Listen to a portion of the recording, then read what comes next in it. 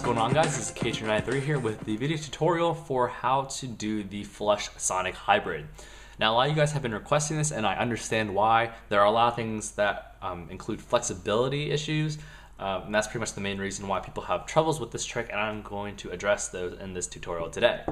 So just to give you a little bit of background information, the Flush Sonic was popularized by Keith 3, who is a pretty popular spinner in the Japan spinning board. And I'm not going to go as far as to say he's created it, because I'm not sure if he did or just popularized it. So saying that he popularized it is a pretty safe word to use in that point. But in any case, if you guys watch this tutorial, he does kind of this, he just shows you how to do the trick at first. And then he just shows you with his other hand aiding the pen how, like, what should happen. And you can go ahead and watch that tutorial and supplement with this tutorial, because hopefully I'll explain things a little better and clear things up for you. So just to start off, the Flush Sonic looks like this. Sorry.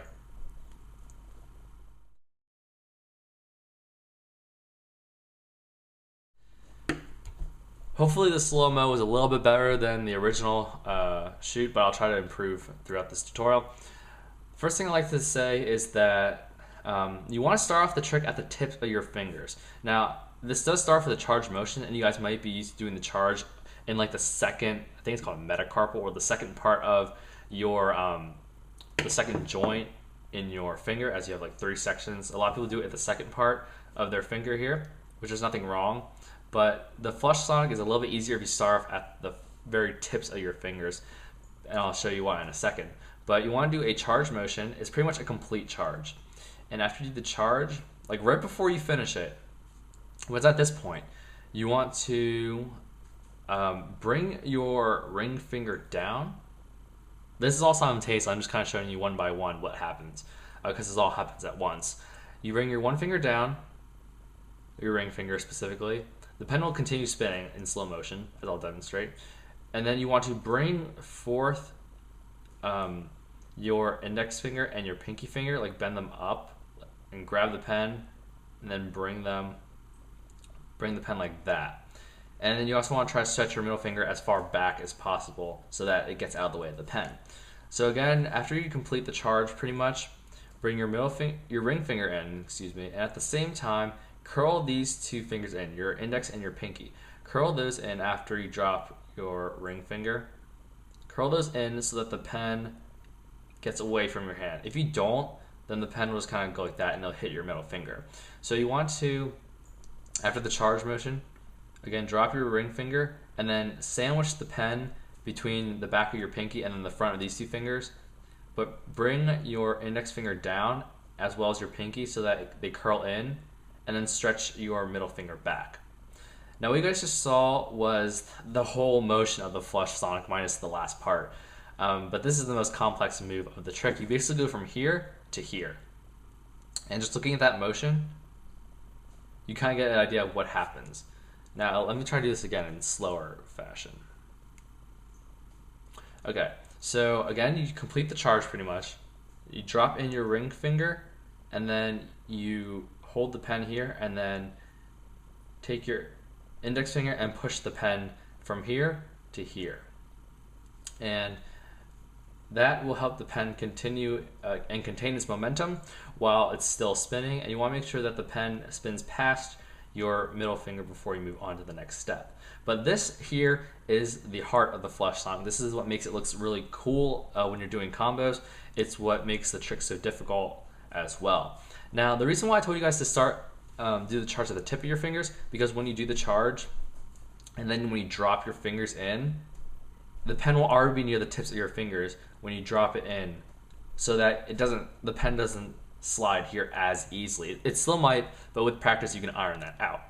Now, again, since it's at the tip of the fingers here, it takes a little more time for the pen to drop down into your hand, and at that point, that's when you have to be quick with your index and your pinky finger, and then just grab onto the pen at that point.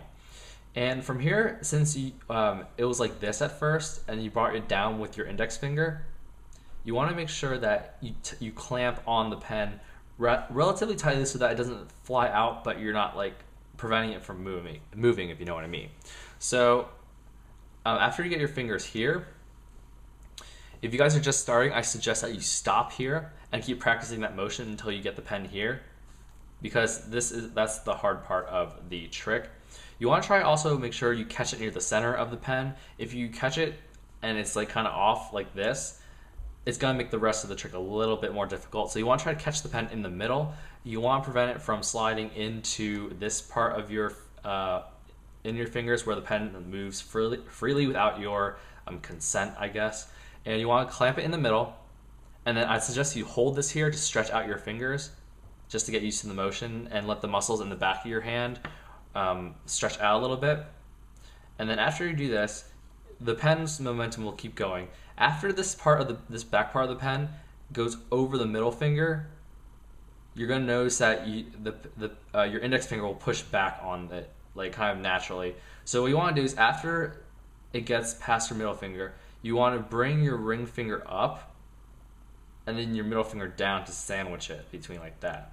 And then you want to do the last charge motion, which consists of you bringing your index finger down and letting the pen spin freely past it like that, so you can do the last charge. And that's how you do the flush sonic. Now, if you guys want to do this continuously, which some of you guys might, that's what the whole catching it in the middle of the pen, that's why it's so key. Because if you don't, then if you do the charge part, it won't be in the center lined up for the next time you do the flush sonic, which is kind of, it's difficult to master, but it's pretty easy to get a few times. And I'm still not very good at continuous, so I can't really demonstrate that to you guys. I just did 3 there. So, yeah, the continuous flush sonic just does a flush sonic. And instead of doing this catch like I do, you would just let the pen go past your thumb and do that initial charge motion again to do the second, third, fourth, etc. numbered flush sonic. So hopefully this helps. Again, you just want to do a charge pretty much to a full revolution charge. Drop your ring finger while closing in with your index and pinky finger, and then bringing the pen past your middle finger, and then doing a charge motion with the rest of with these 2 fingers.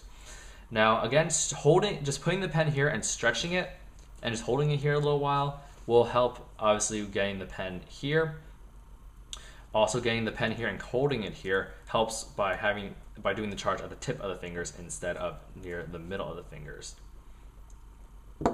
So that's the video tutorial on how to do the flush sonic. I hope you guys learned a lot from this tutorial and hopefully I cleared things up for you guys. I didn't understand really what was going on. Feel free to rate, comment, and subscribe. If you have any questions, just go ahead and leave them down below, and I'll try to get back to you as soon as I can. But watch this video, watch the slow motion of, like what's happening with my fingers when they do the charge to when the pen's being clamped in the middle of them. And just watch that motion so you guys can understand the fluid motion that you guys need to do this trick. So thanks for watching, guys, and I will see you guys next time.